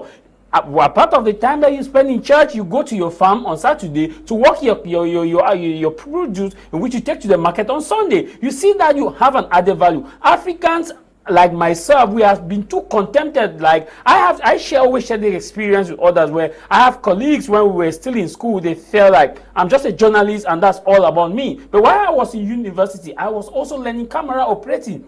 The days that I am not in studio, I go and see how I can film funerals and the rest. It added my values. What else do we have that we can do as added value? It's a gospel that every father must preach in the house. That to send our children on holiday classes, when they come back from that holiday, send them to learn hairdressing, tailoring, garage mechanic. All these things are added value. By the time they graduate with their first degree in whatever they have, that child must have also graduated with a tailoring certificate that child can have as an added value. So that if that child is not having a good job in the office, that child has a workshop that child can develop. So we not build capacities. Good evening to you, Mr. Liu. Totally agree with Apostle Ambe, because youth should understand that the solution to their problems is not out there, but it's right in front of them. Youth should be able to grab and take advantage of the opportunities at home and stop complaining. I'm Emily Kelly, writing from Bomenda. Good evening to you, Emily. Good evening. I'm Janka from Mutengene. I'm a football juggler, home na home. There is no place that is better than home. Janka, good evening to you. It's been long. I hope I see you when I come to Mutengene next week. Good evening, Mr. Leo. Please, for Mr. Fondu Ignatious number, I'm Valentine Archer from Bonaberry. Okay, can you just ask for that number after the program? I'll give it to you. Why, Mr. Leo, you do not want to read my message? The message has not come, please. There's no message. Maybe it's maybe tomorrow it will come, but I've not seen your message, please. I just saw what I read now. Good evening to you all. You study and acquire certificates, but unable to have a proportionate job. If you don't have a godfather, you even struggle to engage in business or any other informal activity, but the tax system kicks you out. Statistics have shown that a majority of those that have traveled to Europe, America, Japan, etc. have succeeded and helped their entire families irrespective of their academic qualifications. We shouldn't pick single or dotted examples to discourage others from traveling abroad. It depends on the person to travel and the country is going to. Ato, writing from Bomenda. Ato, I hope you read what we are talking about. We are talking about the Middle East. I hope you have statistics of those who have moved to the Middle East and are very, very successful. We are discussing this from the premise of the International Labour Organization that is concerned about the treatment that is reserved for Africans out there. There has also been an outcry as discussed by the African Commission. If it was not problematic, they would not be discussing that. But Apostle Ambe Valentine Ngwa, we are talking about moving to the Middle East. Do we take time to actually understand the salary scale out there in the Middle East? Do we take time to note that the jobs that are available for us are on skilled level? Bob Marley said, don't forget your history. You know your destiny. If you don't understand the history of an environment, you cannot define your destiny in the environment. Okay. A friend of mine lives in Estonia. Estonia is one of those little countries that break out of the USSR. He said, and I give a reported speech, it is difficult to succeed here in Estonia if you are not well educated at a particular height. That lay workers, laborers in Estonia travel to Australia to look for greener pasture. A Cameroonian who does not understand how Estonia operates will fly here to Estonia to sell a plot and go to Estonia, while Estonia is flying to Australia for greener pasture. So people don't take time to study the history of certain environment before going there. It is but absolutely wrong for you to go to a country you don't have at least 65% knowledge about that country. That is the truth. And I had to send somebody to Canada. I took my time to study about Canada. I realized Canada is bigger than America. Canada has more water surface than land. Canada has opportunities that some countries in the world do not have. That is because I have studied the environment. Polish people do jobs in Europe that blacks will refuse to do. The white-skinned Polish man. They are so broke to the level where some menial jobs that blacks will refuse to do because of the salary. They will do it. Sri Lankans and Indians do jobs in Dubai and Oman that Africans will not accept to do. It's to let you understand that if you are poor, there are some countries that are poorer.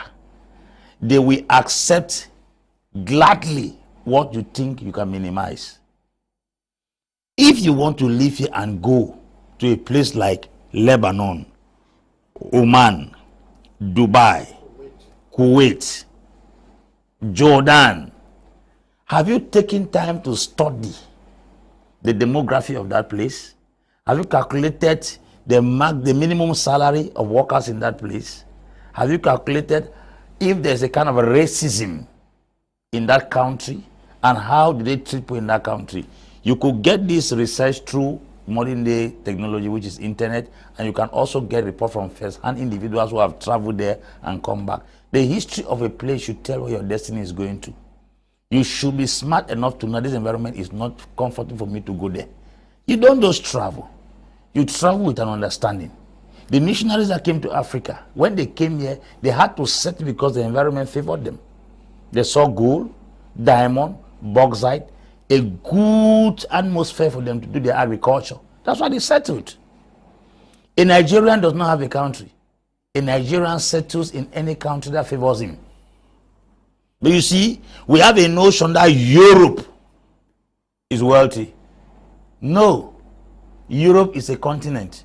Which country in Europe is wealthy? You have Latvia, they are beggars. Bosnia and Herzegovina, Lithuania, Belarus, Ukraine, those are all hungry countries. And somebody just wants to fly to land in Austria. Somebody wants to go to Azerbaijan, Uzbekistan, Kazakhstan. People who don't even have theirs to eat. And then you will sit in Europe and then you say you are in Kazakhstan. The worst of it is that we have not even asked how people live there. Mr. Liu, we count 5 million here and buy a car. You don't count cash and buy a car in Europe. I have a friend who lives in Europe, told me that 3 days ago, he said, life is difficult here. He said it to me. He said, let nobody deceive you to rush and come. He's talking to me from France. The other one from England. He said, you can see me standing with the car. That car is on credit. I may pay that car for the next 3 to 4 years. Then you want to buy a car here, you can't 4 or 5 million cash and pay. The standard of living, almost everything there is on credit. And most of them live there and come here, they take the credit money to come here and do a little investment around this environment. One of the things that is so bad is that we have refused to go after knowledge. A friend of mine told me that the reason why Japanese are very current is because a man of 80 years is constantly on the internet searching what is the most recent happening in the world. The people are current. Somebody said being current is the only currency of life. Being current is the only currency. We are not current. We have assumption that because somebody traveled in Germany in 1965 and came back with 40 cars, if you travel in 2022, you will come up with 40 cars. It's not the same. Many people have migrated to Germany.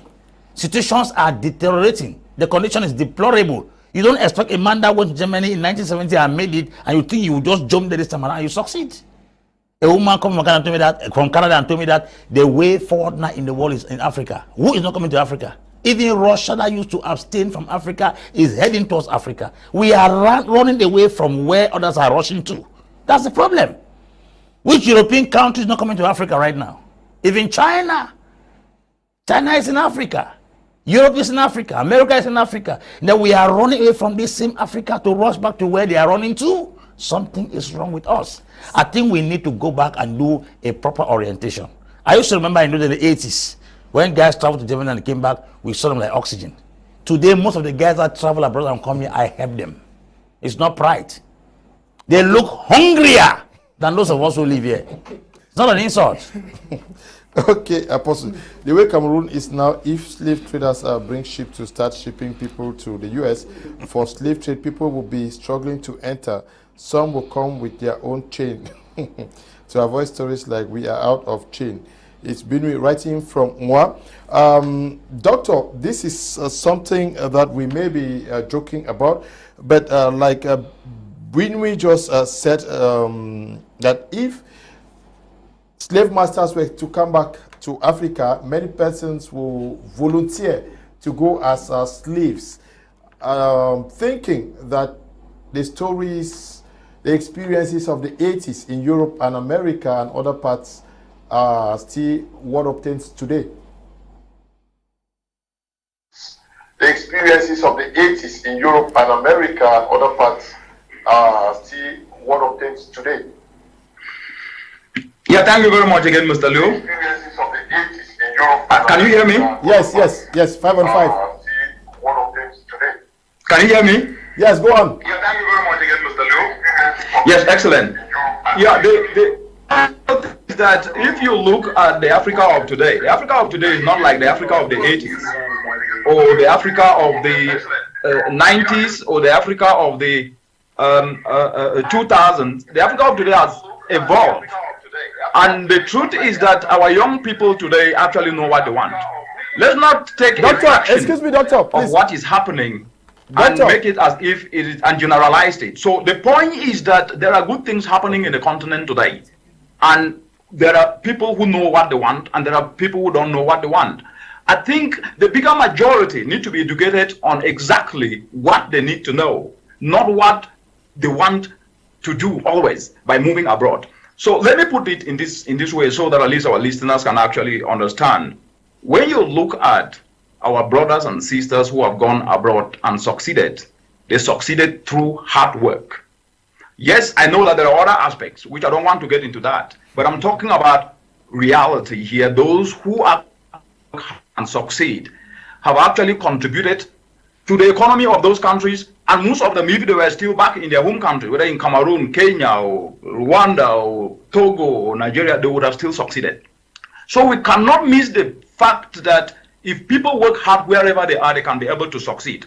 And so we need to differentiate between two things. The first is we want more rather than identifying our needs. We always say we want to make money. We want to make money, but we forget to ask ourselves, what do I need as an individual to be able to develop the skill sets and the attitude and the aptitude that can able to take me to the next level to get what I want? And that needs a mindset change. It needs a serious mindset change, because as a continent today, we are told what to do and we follow optics. We follow optics, and I think as Apostle Ambe has put it, when we see people with big cars elsewhere, we think that when we go there, we'll get the big cars immediately. The world doesn't function that way. Optics actually do not tell the truth. And that means each and every one of us have to develop value. So I think to our brothers and sisters in the continent, and even back home in Cameroon, what we need to do is to understand that when you develop value, value can fetch you a job anywhere. You can get a job while you're in Cameroon, even in Dubai. People, the world today is an interconnected space. When COVID happened, it showed us that with a skill, anywhere in the world you can be hired by a company. And not everybody will develop a skill to be hired by a company, but you can actually start to look internally. There are beauticians in Cameroon who are making billions. There are beauticians in Kenya who are making billions, and they have never even traveled out of their own country. So the point is to identify what you want, develop passion around it, and develop a skill, and then nurture that skill in such a way that people will be looking for you, not even you looking for people, and then you will get what you want.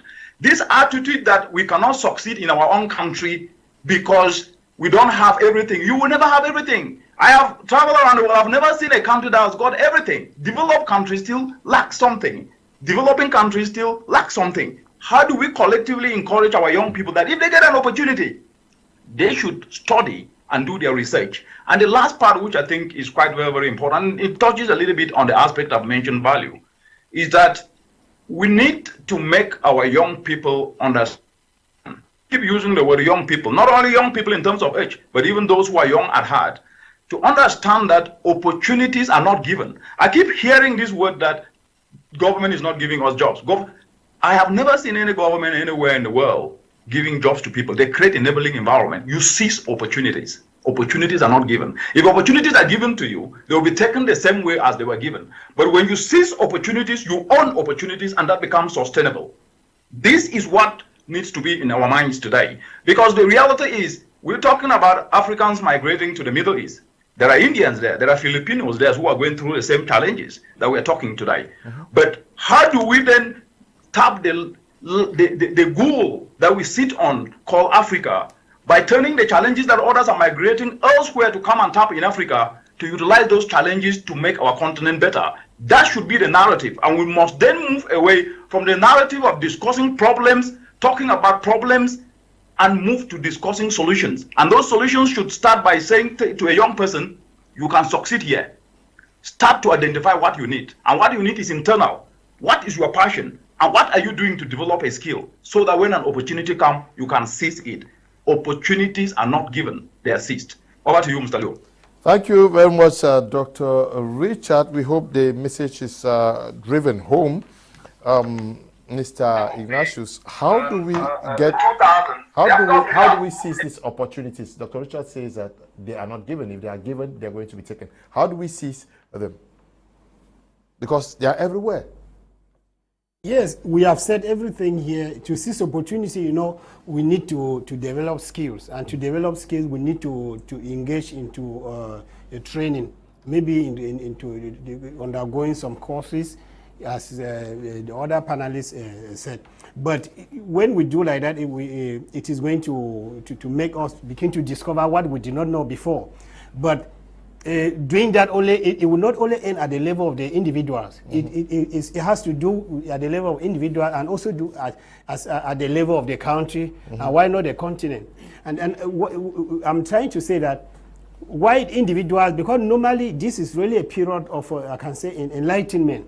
We are beginning to discover that we're living in a rich environment, and because of what the doctor just said, you see people living from elsewhere coming because they see where we are living rich, but why we are living away is some sort of an enlightenment to us. So why we are making effort, a country as a whole, like they said, has to also understand that something needs to be done.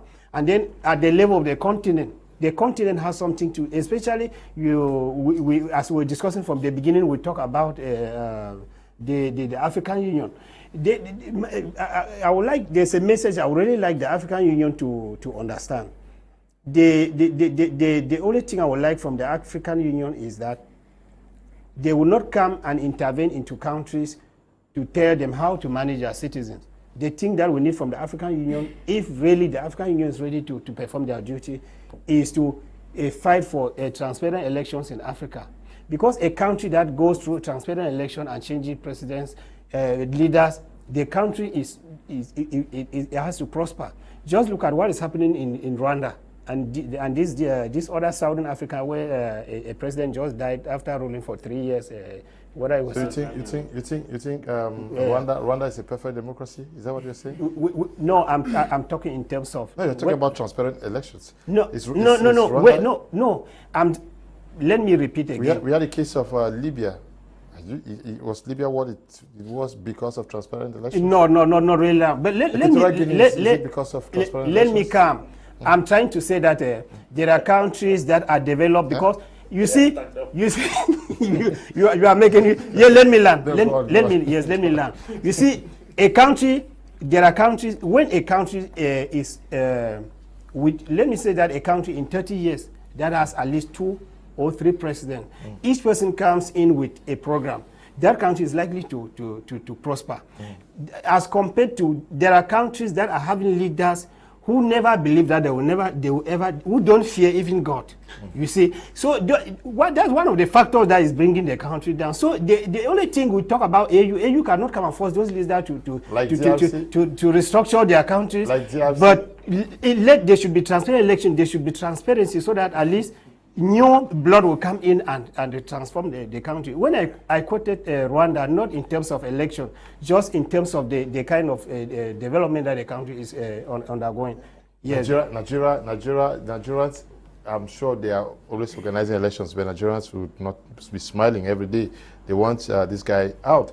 Look at what is happening in South Africa. Ramaphosa, he had to flee. You saw what Zuma went. Yes, he had on a May occasion, and the South Africans beat at him, insulted him, and then he ran away. You saw how Zuma left the stage. Of course. So I think Africa needs to redefine the system of governance that suits them, because South Africans are not happy, respect of the fact that they elect their guys. But what should be the way out for Africans to make use of the gold mines they have here, so that others don't come and tap? Mr. Liu, I want to say that I listen attentively to the doctor who is speaking is out there. The first thing is we should be able to identify where we are strong. Cameroon, as well as Africa, has a lot of good things. But now how do we pick them? In this same country, Mr. Leo, we have seen Lebanons who are hawking. In this same country, we have seen Chinese who move around selling phones. In this same country, we've seen white people who are moving around selling le remède. And it is in these same countries that family members, like you were saying, Mr. Leo, are going to sell a family compound, will sell a plot in order to raise money and send somebody in that same country. To send someone in that same country where their own citizens are in Cameroon. The first thing I want to say, Mr. Leo, is the fact that let us be able to diversify, like Jarvis was saying. Diversification is the aspect that, far from being a journalist like Kum Leonard, what other aspect can you do? Because if you want to limit yourself only within the profession journalism, can journalism actually satisfy all your needs? No. You need to do other things. And I think also that, Mr. Leo, we should also be able to encourage little companies that come up that are Cameroonian and African. Not in such a way that the government, the policy, the taxation policy should be that which it should be able to encourage homemade products. Anything that is Cameroon should be encouraged. Because one of the reasons you have Cameroonians out there or Africans who keep going, Mr. Leo, is the fact that they have this utopia, they have this mindset that if I go out there, it will work out for me. And this, many a time, Mr. Leo, like somebody said on this platform, is built because of this dream that some of our brothers who have left the country and are out there keep giving us the impression that out there is better. Whereas we have had people who have traveled out there who've made 10, 15, 20 years and they've actually done nothing. So I think that Cameroon and Africa has a lot of things. It is just for us to identify where we are strong and what we can exploit it. Good evening, Mr. Leo. With the case of the family selling their family plot to send a member in the family out, they should see how hard-working and determined the person is back home here before taking that risk. Many youths nowadays are so desperate they want to make money without working. Kizito Abia is writing from Bamenda. Good evening, Kizito. Good evening, Mr. Leo and the panelists. I enjoy your program. It's Ajemawen from Womb. Anybody who cannot make it here in Cameroon will not make it out there. Good evening to you. Good evening, Mr. Leo. I blame this on the government. No job again, high taxes, corruption, old people in power for over 50 years. Technology is not promoted in our country. Finally, we do not even trust our own educational system. We blackmail our own country to detriment to another white country. Tafa Simon, writing from Buddha, say our country don't promote multitasking. Okay. Yes, but if you start selling foolery, nobody will stop you from doing that as a teacher now. Good evening, Mr. Leo. It is one thing to just assume that citizens can make it in their home countries. The question should be, has the government in those countries put in place facilities that is enabling for those citizens to succeed? If this question can be addressed, then we can start telling people not to leave. Dr. Wesley Angoni is writing from the United States of America. Good evening, Mr. Leo. If you are a lazy man, even in Europe, you will not be able to make it. We have many millionaires in Cameroon. They have not seen the airport. Anastasia is writing from Bamenda. Good evening to you, Anastasia. Parting words, Dr. Richard Mnang. Many persons think that the majority of Cameroonians who are out of this country are successful. Is that true?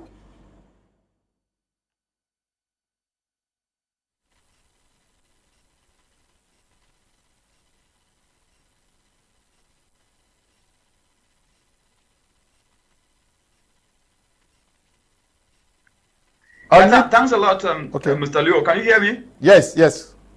Go on. Good. Yes, I think the panelists have already alluded to the realities that do exist out there. I mean, I'll go back to what I said. Optics, presenting what doesn't exist. trying to create an image that doesn't exist is only helping make our young people back home to think that they can only succeed elsewhere and not succeed back home. That is wrong. And as I said, and panelists have also alluded to this, you cannot succeed outside in a way that is optimal if you are unable to succeed in your own country. Some of us love the country. We studied in the country. We got scholarships out of the country, and we succeeded in the universities we were in with distinctions. But where did the foundation come from? From our own country.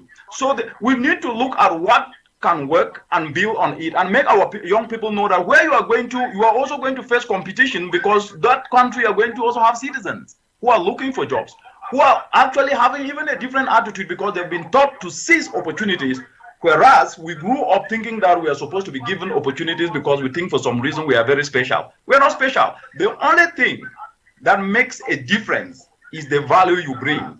People don't really care how you look. Yeah, people will say, well, I'm black, I'll be treated. Of course, that element exists, but you will stand out if you are able to offer something.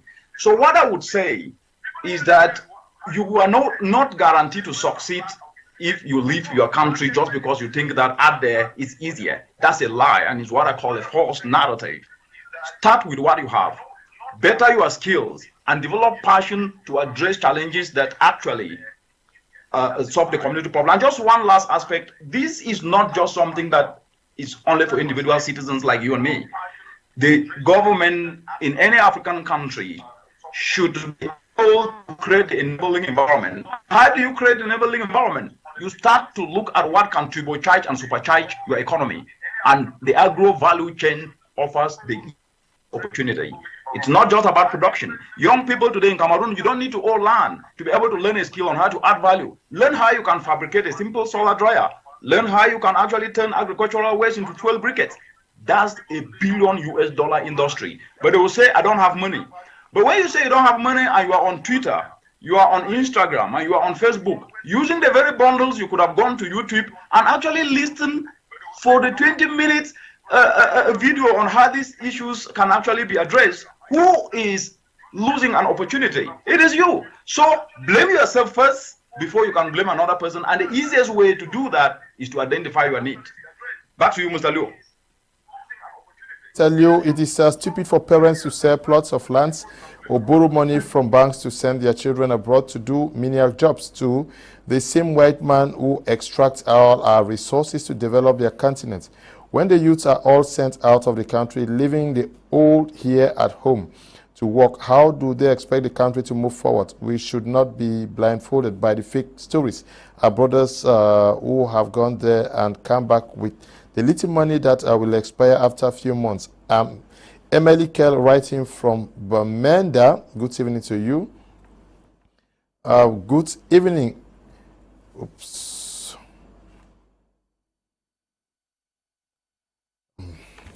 Problems. I'll end with you, Apostle Ambe Valentine, where almost everybody is talking on for the government to provide an enabling environment.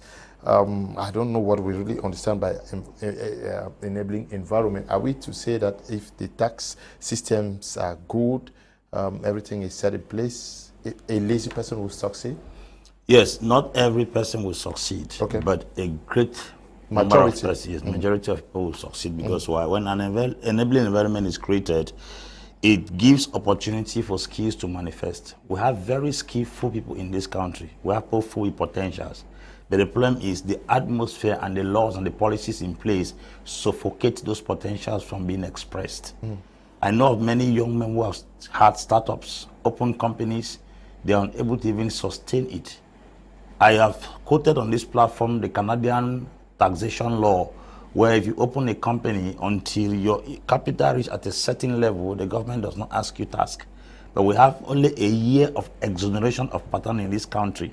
The next year you are supposed to declare either you have worked or not. And when you don't go there, charges are given up on you.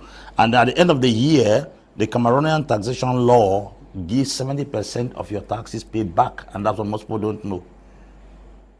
Yes, 70%. If you go your receipt at the taxation and you submit them, 70% of what you have paid as taxes is refunded to you. In Cameroon? In Cameroon. Okay. It's ignorance of the laws that guide us that make people suffer. And I've said that Cameroon has one of the best laws in the world. The problem is those who are manning the law are the one abusing the law. Okay. Good evening, Mr. Liu. Is Bertrand Chair from Musumbu in Limbe. The true stories about Cameroonians is that many of us do not understand that most European countries are barren lands. Okay. Yes, but it is bush, so people come there from there with dollars and pounds. So, good evening, Mr. Leonard. I think that one of the other factors that contribute to forced migration and taking risk journey to these countries we are talking about by our youth is lack of critical reasons and too much ignorance in our youth, both the educated ones and the non-educated. Raphael writing there. We are out of time. Mr. Ignatious, thank you for coming. Thank you, Leo. I'm happy to be here once more, and next time. Okay. Thank you for coming, Joel. Thank you immensely, Mr. Leo. Two things I've said on this platform. The first thing is that the government, just like Apostle was saying, the government should be able to create an enabling environment. What is it that is pushing Africans and Cameroonians out of the country? If you go out there, Mr. Leo, and you want to do a vox pop, ask 10 youths in Cameroon whether or not they want to stay in Cameroon. It will tell you they want to leave. Yeah, but so it's time the government, we are not saying the country has very good things, but now it's time the government also realize what is it that keeps pushing the youth out of the country. What is it that is making most people to want to leave? Most of our medical doctors, trained medical doctors, are not practicing in the country. They are rather out of the country. Thank you for having me on the platform. Okay, greetings, Mr. Leo. Kudos to the entire team. Traveling out of the country is not different from traveling out of our villages. It should be what difference that individual has made us after leaving his or her base. The inventor of the switchblade drone is an Afghanistanian who left Afghanistan after the Soviet invasion and migrated to the USA. Bayan Babe writing there. Good evening, Mr. Leo. Please, I need the contact number of Apostle Ambe. It's Daddy Ambiance writing from Tico. Daddy Ambiance, write to me after the program. I'll send you Apostle Ambe's number. Good evening, Mr. Leo. People travel to abroad and stay yet come back home to prosper. Going overseas is not the assurance to make it in life. Home is the best. If we are determined, we will make millions in Cameroon. We have institutions that train so many people to become entrepreneurs like Mafle Kumen Tico. Roselit writing from Tico. Good evening to the boss of Mafle Kumen out there, Mr. Ewang. Yes, good evening. No, Dr. Ewang. Yes. Good evening, Mr. Kum. I am Livinet writing from Bamenda. Cameroon has been in the hands of our ancestors for years, and so there is no room for the youth. That's why they must leave the country for the doubtful Middle East. How can Africans succeed in Africa when we study foreign languages, literature, history, geography, religion, etc.? Our education points to one direction, Europe and America. We study foreign systems, and you all experts to practice. Okay, you expect us to practice in Africa? Okay. Hello, good evening to you in the studio. My name is Walter Ngwayi, a producer of Gogi. I would like to share my own part of experience and also encourage the youth to just get to me. Call me tomorrow. We talk about this. We are going to end here.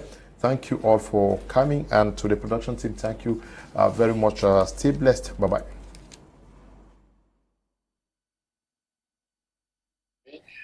Call me tomorrow. We talk about this. We are going to end here. Thank you all for coming, and to the production team, thank you very much. Stay blessed. Bye-bye.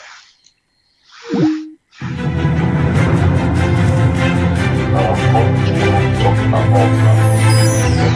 about